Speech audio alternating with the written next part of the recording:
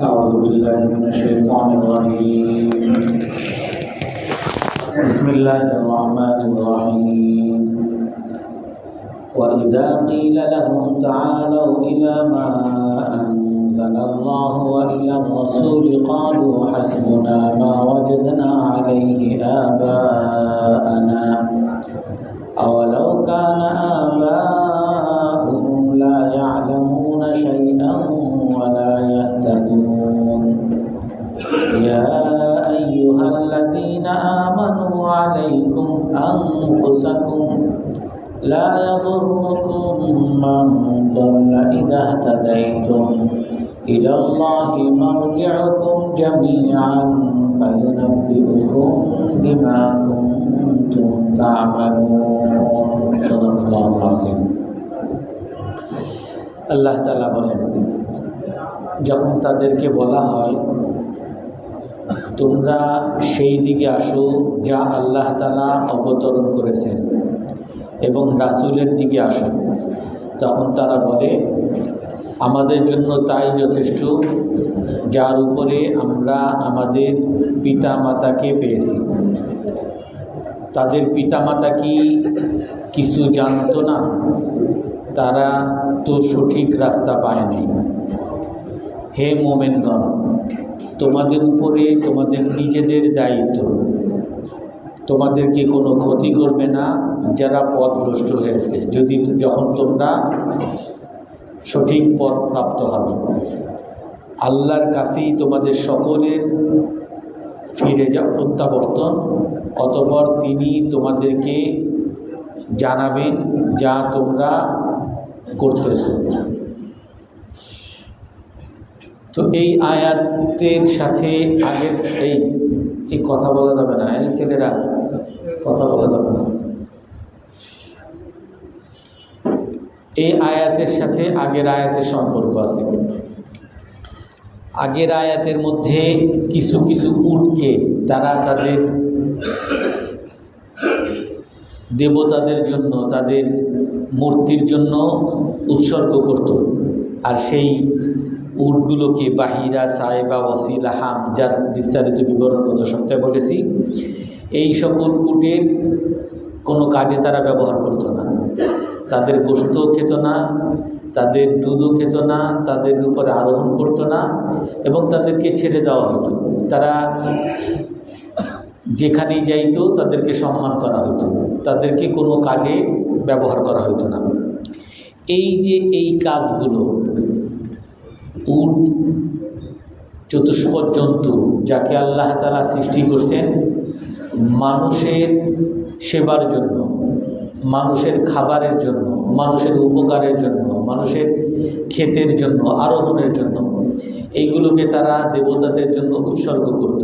এই যে এক প্রচলন, এই প্রচলন রাসূলুল্লাহ সাল্লাল্লাহু আলাইহি সাল্লাম বলেন যে এক সাহাবী আকতাম রাদিয়াল্লাহু আনহু তাকে বলেন, হে আকতাম, তুমি কি তাকে চিনো?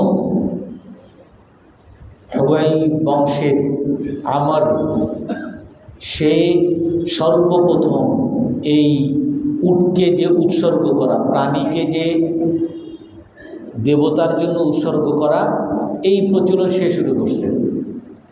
আর সেই আমরের সাথে, আমর ইবনে লুহাই, তার সাথে তোমার চেহারার মিল আছে, সাদৃশ্যতা আছে।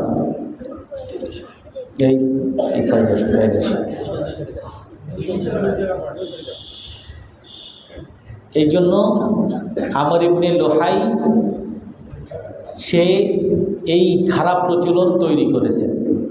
তো খারাপ প্রচলন তৈরি করার কারণে আল্লাহ তাআলা তাকে কিয়ামতের দিন জাহান্নামের মধ্যে এমনভাবে ফেলবেন, ইউহাত্তিমু বা'দুহু বা'দা, জাহান্নামের ভিতরে এমনি ভিতরে যা কিছু থাকবে একটা আরেকটাকে জ্বালাতে থাকবে, একটা আরেকটাকে চূর্ণ বিচূর্ণ করবে। এই চূর্ণ বিচূর্ণর মধ্যে, এই কঠিন আগুনের মধ্যে এ আমর ইবনে লুহাইকে ফেলা হবে। কারণ কি? কারণ সে একটা খারাপ প্রচলন তৈরি করছে। তো এটাই আল্লাহ তাআলা বলেন, ওয়াইদা কিলা লাহুম, যখন তাদেরকে বলা হয় তাআলাউ ইলা মা আনজালাল্লাহ, তোমরা তার দিকে আসো যা আল্লাহ তাআলা অবতরণ করছেন, আল্লাহর আদেশের দিকে আসো। ও ইলার রাসূল, রাসূলের আদর্শের দিকে আসো। তখন তারা বলে হাসবুনা মা ওয়াজাদনা আলাইহি আবানা, আমাদের জন্য তাই যথেষ্ট যার উপরে আমরা আমাদের পিতামাতাকে পাইছি। আল্লাহ তাআলা বলেন তাদের পিতামাতা যা করে এটাকেই তারা মূল আদর্শ, মূল ঐতিহ্য, তাদের পালনীয় সবই মনে করে। তাদের পিতামাতা যদি লা ইয়ালামুনা শাইআ, কিছুই জানে না, মূর্খ। তাদের পিতামাতা যদি পুরোটাই ভুল করে, ওয়ালা ইয়াহতাদুন, সঠিক পথেও না চলে, খারাপ পথে চলছে, গুনাহের পথে, পাপের পথে চলছে, আর এই জন্য সে তার বাপ দাদার ঐতিহ্য সে ধরে রাখবে। এই আয়াতের দ্বারা আমাদের জন্য বড় শিক্ষা, আমরা যদি আমাদের বর্তমান যুগের সাথে মিলাতে চাই, আমরা দেখব যে অনেক ভাই আছে মসজিদে নামাজ পড়ে, তাবলিগও করে, অনেক সময় তাফসিরে বসে, আলেম ওলামার সাথে সম্পর্ক আছে, দিনদারের সাথে সম্পর্ক, সবই দিনদার একজন মানুষ, মসজিদের সেবার সাথে আছে, দিনদার একজন মানুষ। কিন্তু তাকে আপনি অনেক সময় দেখবেন তার মেয়ের অনুষ্ঠান, তার মেয়ের বিবাহ অথবা ছেলের বিবাহ, আপনাকে ডাকছে, আপনাকে দাওয়াত দিছে, দেখবেন যে সেই অনুষ্ঠানের মধ্যে ছেলে মেয়ে সব একসাথে খাওয়া দাওয়া করতেছে। অথবা দেখবেন যে তার এই ছেলের হলুদ অনুষ্ঠান করতেছে, অথবা দেখবেন এই অনুষ্ঠানের মধ্যে নাচানাচি করতেছে। এখন আপনি যদি এই দিনদার মানুষকে, নামাজি মানুষ, তাবলিগও করে এবং কোনো পিশাবের মুরিদ, এই দিনদার মানুষকে যদি আপনি বলেন যে ভাই এগুলো তো আল্লাহ তাআলা নিষেধ করছে, এগুলো তো রাসূল সাল্লাল্লাহু আলাইহি সাল্লামের আদর্শ না, এগুলো তো বড় ভয়াবহ গুনাহ, আপনি যাই বলবেন উনি কি বলবে যে হুজুর এভাবেই সমাজ চলে আসছে, এইটাকে ছাড়ার কোনো উপায় নেই, আমার বাপদাদারা এরকম করে আসছে, ঐতিহ্য এটা ছাড়ার উপায় নেই, গান বাজনা একসাথেই হবে, খাওয়া দাওয়া একসাথেই হবে।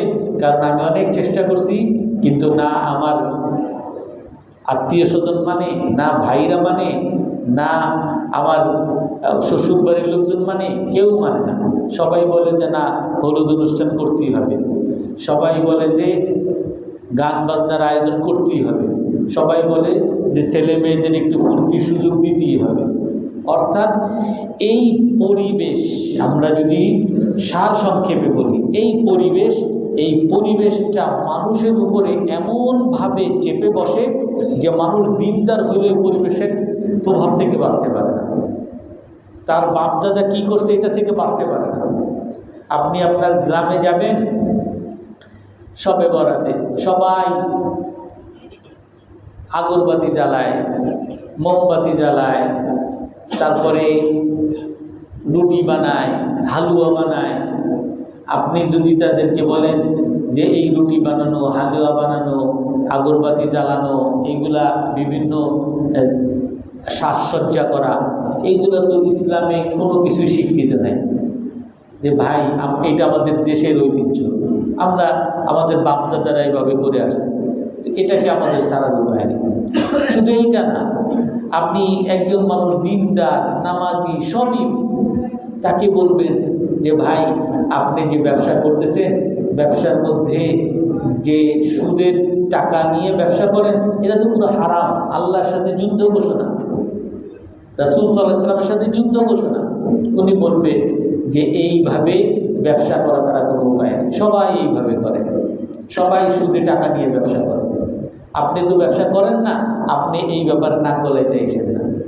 যে চাকরি করে, যে ভাই আপনি তো একজন দিনদার মানুষ, আপনি একজন নামাজি মানুষ, নামাজের সময় হেঁটে নামাজে যান, তারপরে এই যে আপনার সামনে একজনে ফাইল নিয়ে আসছে, তার আপনি বলতেছেন যে এই ফাইলের যে উপরি টাকা মানে ঘুষের টাকা এইটা দেন, তাড়াতাড়ি আমি এই টাকা রেখে মসজিদে নামাজ পড়তে যাব। আপনি মসজিদেও নামাজ পড়তে যাইতেছেন, আবার ঘুষও খাইতেছেন, ঘুষ খাওয়া তো হারাম।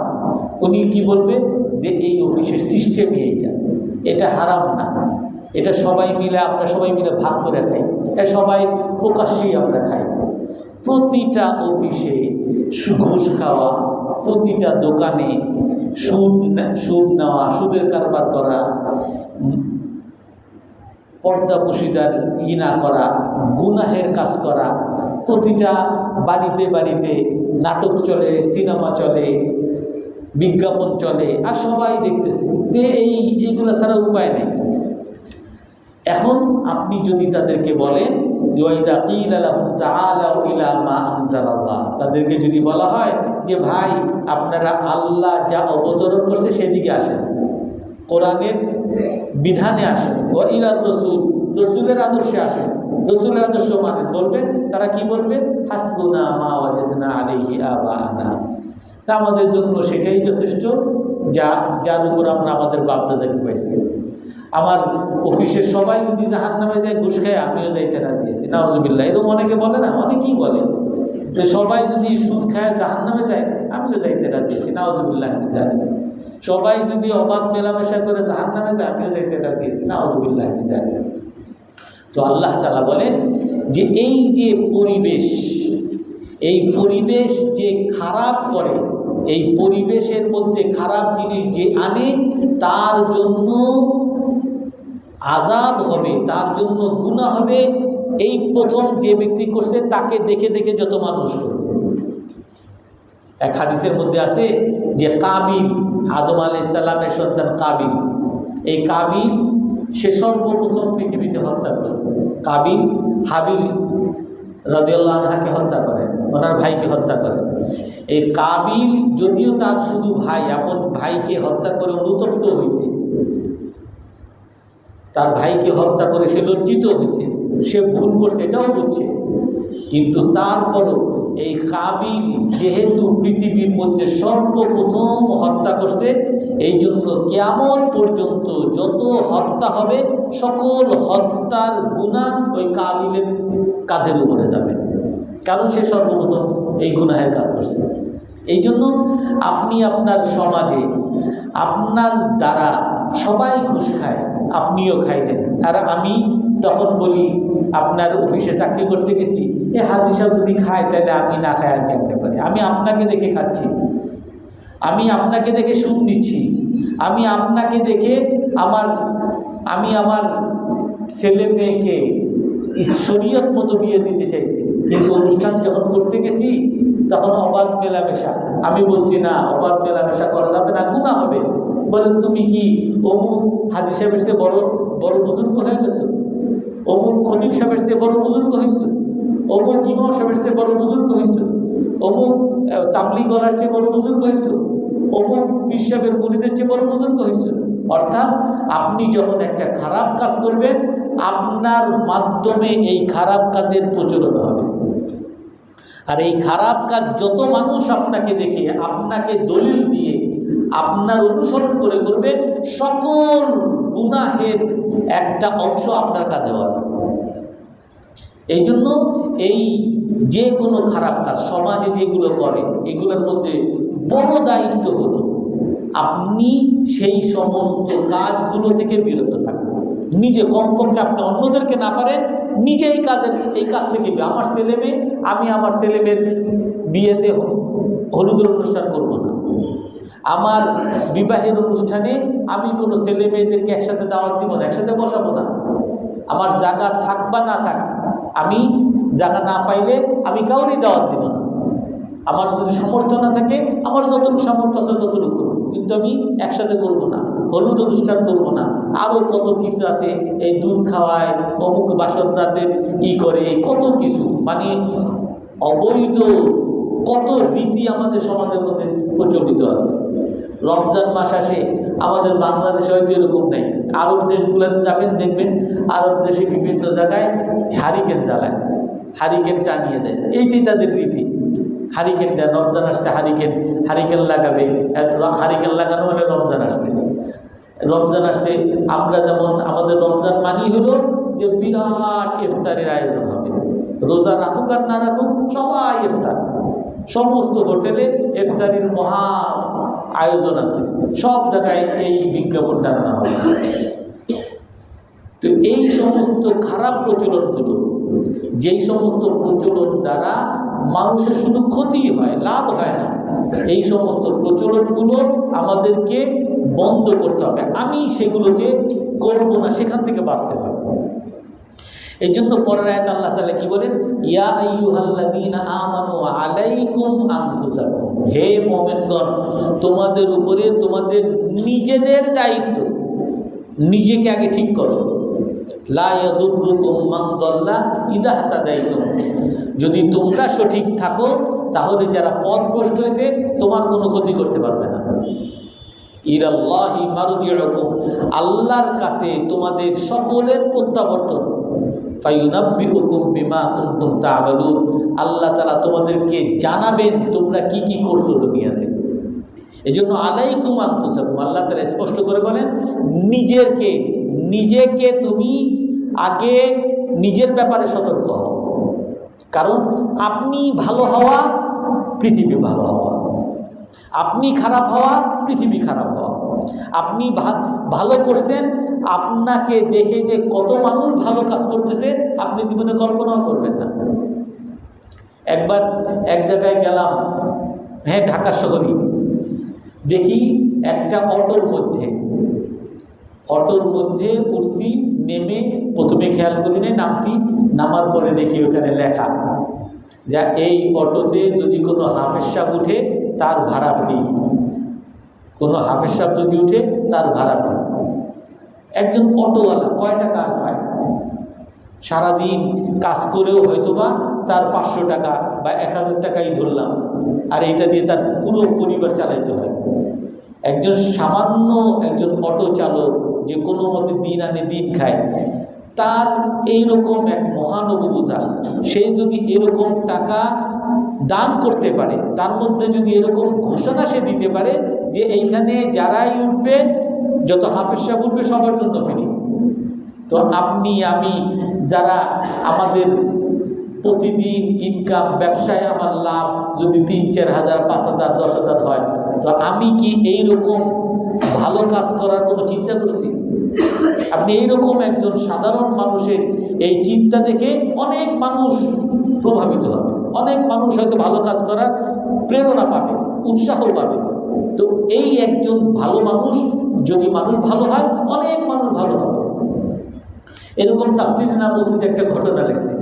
এক মসজিদে একজন বিলিয়নার, এক কোটিপতি, সে অনেক টাকার মালিক, কিন্তু তাকে বলা হয়েছে মসজিদের জন্য আপনি টাকা দেন, মসজিদের একটা জমি কিনবো, টাকা দেন। উনি বিভিন্ন অজুহাত, আমার ব্যবসা খারাপ, এত টাকা আমার কাছে নাই, আমার পরিবারের এই সমস্যা, অমুক সমস্যা, সে দিতে পারে নাই। তো সব শেষে সে শুনে যে এই মসজিদের যে জমি সেটা কেনা হয়েছে। তো মসজিদের জমি কিনছে, এত টাকা কোথায় পাওয়া গেল? বলে যে একজন দিছে। তো কে দিল? সে তার খুব উৎসাহ যে আমি আমার চেয়ে কোটিপতি তার এখানে কেউ নাই, কিন্তু আমারই এত সমস্যা, আমি দিতে পারলাম না। তো এরকম লাখ টাকা, 50 লাখ টাকা কে দিল?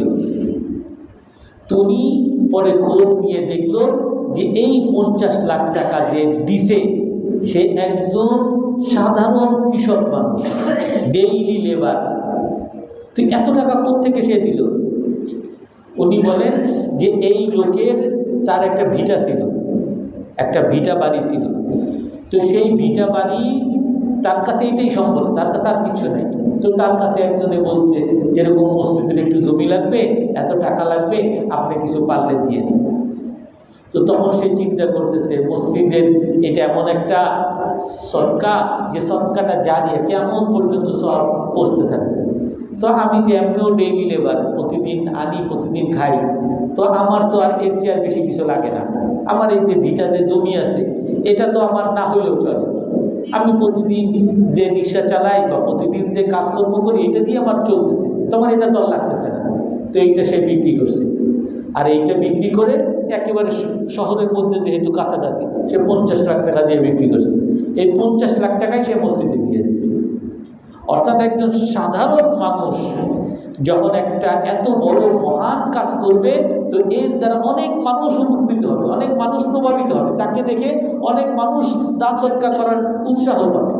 আর এরকম আপনি আমি অনেক হয়তো বড়লোক মানুষ, কিন্তু বড়লোক হওয়ার পরেও যখন করবো না, অন্যরা বলবে অন্যকে দেয় না, আমি কেন দেব? মসজিদের দরকার, ঠিক আছে, তো মসজিদে তো আরো মুসল্লি আছে, তারা দেয় না, আমি কেন দেব?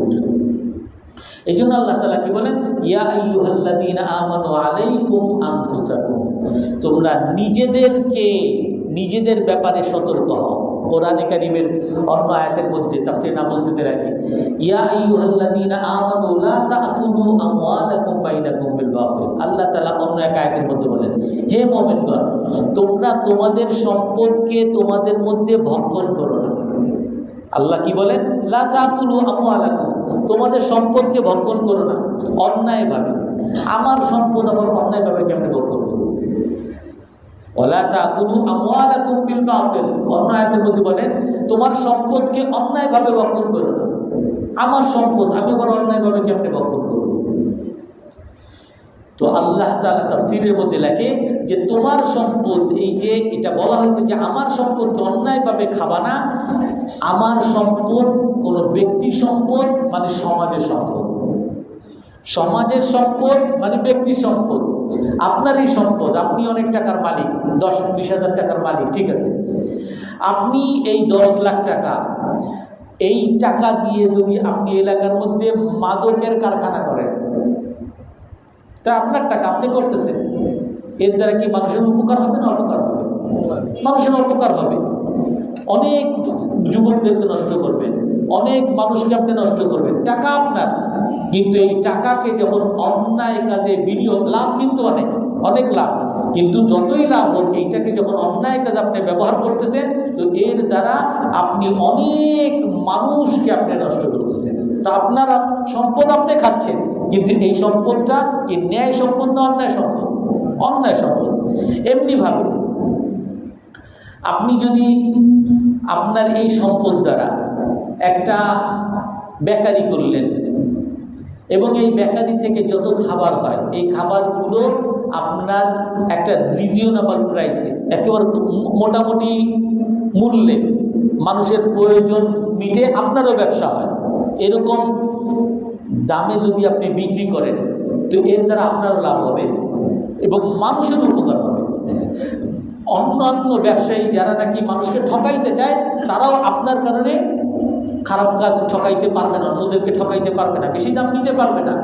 তো আপনি যে ব্যবসা করতেছেন, আর এই ব্যবসার দ্বারা আপনার মানুষের উপকার করা উদ্দেশ্য, আপনার এই ব্যবসার দ্বারা মানুষ তো উপকৃত হবে, অন্যান্য ব্যবসায়ীরাও উপকার হবে, পুরো সমাজ পুরো রাষ্ট্র উপকার হবে। তো এই জন্য আপনি আপনার নিজেকে কি খুব সামান্য মনে করেন? সামান্য না, আপনি ব্যক্তি মানি হলো পুরো পৃথিবী। আপনি যদি ভালো হন, পৃথিবী ভালো। আপনার সম্পদ যদি ভালো কাজে লাগে, পৃথিবী ভালো হবে। আপনি যদি খারাপ হন, আপনার সম্পদ যদি খারাপ কাজে লাগে, পৃথিবী খারাপ হবে। আপনার টাকা আছে, আপনার পয়সা আছে, আপনি বাড়ি করে একটা ব্যবসাখানা করলেন, নাউজুবিল্লাহ, এখন এর দ্বারা এই এলাকা পুরো নষ্ট হবে না? আপনি বলবেন আমার টাকা, আমি যা ইচ্ছা, আমার ফ্ল্যাট, আমি যা ইচ্ছা তাই করি, তোমরা কি বাধা দেওয়ার কি? কিন্তু এই আপনার যে বিনিয়োগ, এই টাকার দ্বারা পুরো সমাজটা নষ্ট হবে, পুরো দেশটা নষ্ট। শুধু এই সমাজ না, একেবারে পুরান ঢাকা থেকে লোক অমুক জায়গায় এরকম নাচ গান হয়, যে চল সবাই মিলে যায়, ওখানে সারা রাত করে ফুর্তি হয়, ওই পুরা দেশ থেকেও দেখা যাবে, সিটার থেকে আপনার এই অন্যায় কাজে মানুষ অংশগ্রহণ করবে। এই জন্য আল্লাহ তাআলা কি বলেন, ইয়া আইয়ুহাল্লাযীনা আমানু আলাইকুম আনফুসাকুম, নিজেদেরকে তোমরা নিজেদের ব্যাপারে সতর্ক থাকো। এখানে আরো লম্বা অনেক কথা আছে, ইনশাআল্লাহ আমরা আগামী সপ্তাহে আলোচনা করব। আল্লাহ তাআলা আমাদের সকলকে আমল করার তৌফিক দান করেন। কারো কোনো প্রশ্ন আছে? সুবহানাকাল্লাহুম্মা ওয়া বিহামদিকা আশহাদু আল্লা ইলাহা ইল্লা আনতা আস্তাগফিরুকা ওয়া আতুবু ইলাইক।